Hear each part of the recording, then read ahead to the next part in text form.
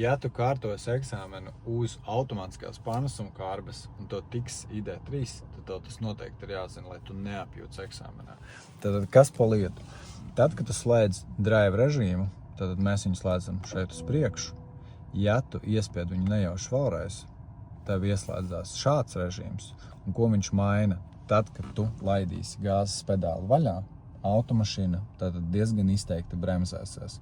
Lai tu neapjuktu, tad tev ir divas opcijas. Vai nu braukt drive režīmā, tad pagriežot vēlreiz uz priekšu, ieslēdzās parastais drives, kad mašīnai ir diezgan liels ripojums, bet šajā gadījumā viņi jau bremzēsies ar dzinēju.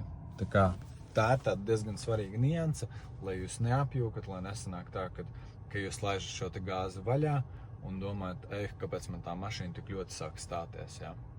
Tā ir diezgan būtiska nianse, un it sevišķi tiem, kas būs braukuši ar dīzeļiem vai benzīniem, vispār nezinās, kā tas ir, ka tu laidi gāzīt vaļā un mašīna izteikti bremzēs. Lai jums nebūtu šis diskomforts, vienkārši skatieties, lai jums nav uzslēgts šis B režīms, bet lai ir parastais drives.